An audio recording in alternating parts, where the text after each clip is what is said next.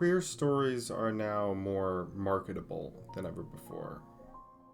Works like Love, Simon and shows like Heartstopper have reached wider audiences, winning praise for their affirming and hopeful depictions of queer identity. While this visibility is important, it often comes at the cost of depth, danger, and political truth. Where earlier generations of queer art confronted shame, rage, alienation, and bodily desire, many of today's most popular queer texts are now constructed to avoid discomfort, particularly the discomfort of cisgender, heterosexual viewers. Before mainstream platforms allowed LGBTQ+ characters a place on screen, queer filmmakers, writers, and performers created their own art in the margins, underground, experimental, and often deeply political. In the 1980s and early 90s, queer cinema was confrontational and raw, shaped by the AIDS crisis, systematic violence, and the urgency of visibility. Works like Tongues Untied, Paris is Burning, and The Living End depicted sex, death, survival, and defiance. These weren't stories meant to reassure audiences. They were meant to confront them. The rise of new queer cinema in the early 1990s, a term coined by critic B. Ruby Rich, marked a turning point in queer storytelling. These films didn't just include queer characters. They questioned the very structures of gender, race, and power that shaped mainstream culture. These works rejected neat character arcs or positive representation in favor of ambiguity, rage, desire, and, most importantly, disruption. They embraced queerness as something fundamentally incompatible with simple resolutions. But as queer identities became more socially acceptable, particularly white, cisgender, gay men, and lesbians, the media landscape began to shift. Shows like Will and Grace brought queerness into millions of living rooms, but only under strict conditions. The queer characters were non-threatening, funny, stylish, and emotionally available to their straight friends. They were allowed to exist, but only as sidekicks, as comic relief, or as aspirational figures whose queerness posed no real challenge to heteronormativity. This was the beginning of what many would now call palatable queerness. As queer visibility increased, it began to align more closely with market logic. Queerness was no longer something outside the system, it was something that could be controlled for profit. Films like Love, Simon and shows like Modern Family were praised for normalizing queer identities, but their success often depended on presenting characters who were sweet, safe, and sympathetic enough to gain the approval of straight audiences. In these narratives, queerness becomes just another flavor of romance, of personal growth, stripped of politics, struggle, and the subversion that defines it. These characters and the politics that created them lie in the belief that the end goal for queer liberation is for queer people to exist in the same system as straight people. This is an easy pill for many to swallow because it calls out the blatant bigotry facing many without acknowledging that the system of heteronormativity itself has inherent flaws. It's a whitewashing of queer culture, a movement that sees the ideal queer as one that can best resemble straight values. One of the most prominent tactics used is to make queer stories more comfortable for straight audiences by the removal of sex. While heterosexual couples in film and television are often allowed to be passionate, messy, or even explicit, queer characters are frequently denied that same depth. Queer intimacy is often limited to hand-holding, brief kisses, or romantic longing from afar. Even when queer couples are central to a story, their relationships are often treated with a chaste innocence that infantilizes them. This trend doesn't just reflect prudishness. It reinforces the idea that queer desire is something inappropriate, something that needs to be softened or erased in order to be acceptable. Historically, queerness has often been associated with deviance or hypersexuality, and in an attempt to correct that stereotype, media creators have gone too far in the opposite direction. stripping queer characters of their agency and complexity. In doing so, they create a sanitized version of queerness that avoids discomfort at the cost of authenticity. This also makes the work more palatable for straight viewers who might not be interested in seeing queer sex in their media. The media isn't showing honest queer relationships, but is showing how straight people want to think about them, in the way that least threatens the conservative worldview of chastity and purity. Characters who are angry, messy, radical, or visibly different in terms of race, gender identity, or body type are often less likely to be granted screen time, and when they are, they're often marginalized within the story. Trans and non-binary characters are severely underrepresented, and when they do appear, they are often defined solely by their gender identity or reduced to trauma narratives. This selective representation creates the illusion of diversity while maintaining strict control over which queer identities are deemed acceptable. Another common form of sanitation is the imposition of heteronormative storylines on queer relationships. Many mainstream queer stories follow familiar romantic tropes: the coming out drama, the forbidden love, the happily ever after marriage. These stories often present queerness as a journey towards assimilation, towards being just like everyone else.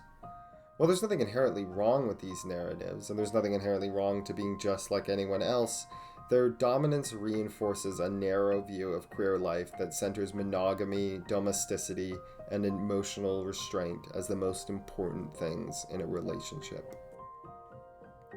What's missing are the stories that explore queerness as a different way of relating to the world. Stories about chosen families, non-monogamous relationships, kink, queer aging, or survival in the face of systemic violence. Instead, queer characters are pushed toward normative goals, romantic fulfillment, career success, and social acceptance, as if queerness itself must be justified through conventional success.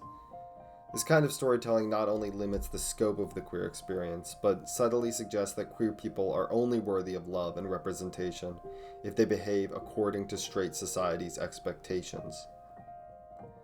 The sanitization of queer media has consequences far beyond simple aesthetics. When queer stories are tailored to comfort rather than to challenge, they risk becoming tools of erasure rather than representation. The softening of queerness may win broader audience approval, but it undermines the very thing that makes queer art powerful: its ability to tell the truth even when that truth is difficult. Sanitized queer media doesn't just change how queerness Sanitized queer media doesn't just change how queerness is seen, it changes what queerness means. This sanitized media tends to present a simplified version of queer life: a coming out, a first kiss, maybe a conflict with parents or peers, followed by acceptance and resolution. This formula leaves little room for the complicated realities many queer people face. It flattens queerness into a single linear experience and discourages any substantive critique to push representation forward. The complexities of intersectionality, trauma, alienation, community, and resistance are often omitted or sidelined. As a result, audiences are offered stories of queer people who are likable but not fully human, who are visible but not allowed to be fully themselves. Though queer media is often assumed to be more progressive now than ever before, the 1970s marked a golden age of queer film that in many ways remains unmatched in its boldness, honesty, and radical spirit. It was a decade defined not by marketable inclusion, but by resistance, rebellion, and raw experimentation. Far from the sanitized, corporatized portrayals that dominate queer media today, the 1970s offered stories that confronted violence, alienation, and pleasure head-on, often outside of the boundaries of classical commercial cinema. Rather than asking to be accepted, these films demanded to be seen on their own terms. Emerging in the wake of the sexual revolution, the counterculture, and the Stonewall Uprising of 1969, queer filmmakers in the 70s found both inspiration and urgency. This was an era before the HIV/AIDS crisis, before mainstream television flirted with LGBTQ+ inclusion, and before identity politics were flattened into digestible slogans. It was a time when queer artists could still work in the underground without the pressure of mass appeal. As a result, many of the 1970s queer films were messy, raw, confrontational, and deeply personal. A central figure to this era was John Waters, whose films like Pink Flamingos and Female Trouble broke every social, moral, and cinematic rule imaginable. Walters' work was aggressively queer, gloriously trashy, and defiantly anti-respectability. He understood that queerness was socially dirty and embraced the disgust of his critics. His reoccurring star, Divine, embodied a vision of queerness that was grotesque, sexual, angry, and powerful. These films were not designed to win straight approval. They were designed to upset, provoke, and delight queer misfits. Simultaneously, directors like Rainer Werner Fassbinder in Germany used queer characters not as symbols of virtue or assimilation, but as emotionally complex, often morally ambiguous figures. In films like Fox and His Friends, Fassbinder explored themes of class, exploitation, and vulnerability through a gay lens that was brutally honest as it was tragic. His work suggested that queerness could not be separated from other social structures like capitalism or patriarchy, an idea rarely found in today's safer narratives. In the experimental and avant-garde scenes, filmmakers like Chantal Akerman, Barbara Hammer, and Kenneth Anger created intensely personal queer films that prioritized aesthetics, memory, and sexuality over conventional storytelling. Hammer, for example, crafted lesbian cinema that centered on the female body without catering to voyeuristic straight male audiences. Her short films like Dyketactics were unapologetically erotic and defiantly feminist. These works refused to translate queerness for mass consumption. They were made by and for queer people as an act of cultural autonomy. Even in more commercial spaces, subversion was blatantly present. The Rocky Horror Picture Show, a glam rock musical filled with camp, kink, and gender bending, exploded into a cultural phenomenon by leaning into its queerness rather than hiding it. Frankenfurter, the flamboyant, self-identified sweet transvestite, embodies a chaotic, seductive queerness that defies categorization. The film mocked gender norms, celebrated sexual liberation, and rejected the binary logic of traditional romance. Though initially a box office flop, its midnight screenings created an enduring cult following where queer joy, community, and excess thrived. What's so amazing about Rocky Horror is that it has aged almost flawlessly. If the movie wasn't made with queer people in mind, Rocky Horror could have easily become offensive today. But such is the queer love of chaos and joy and carnage that it still resonates as one of the most authentic queer movies ever made. Even movies not explicitly marketed as queer captured the decade's subversive ethos. Jorman Jewison's And Justice for All, while centered on a straight male protagonist, offered a searing indictment of institutional power and moral hypocrisy, themes closely aligned with queer political critique at the time.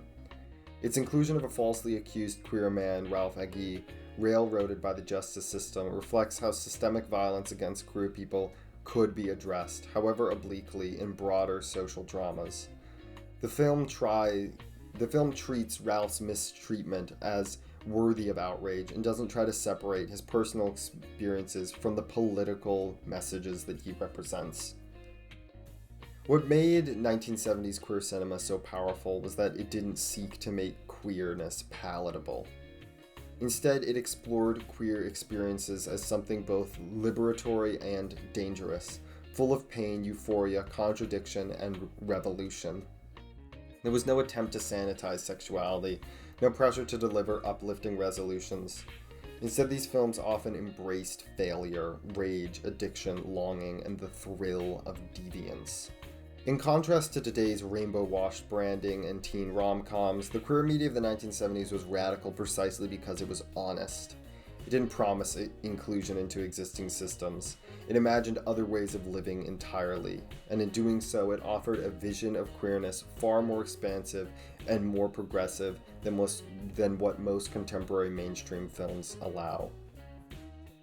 Because at the end of the day, queer rights are not just about letting LGBTQ people live how they want to live. It's about everything. Trans rights, education rights, workers' rights, women's rights, and the rights of all people who live in a world that isn't designed to help or to understand them. By removing this fundamental rejection of the status quo from queer media, you have effectively neutered it.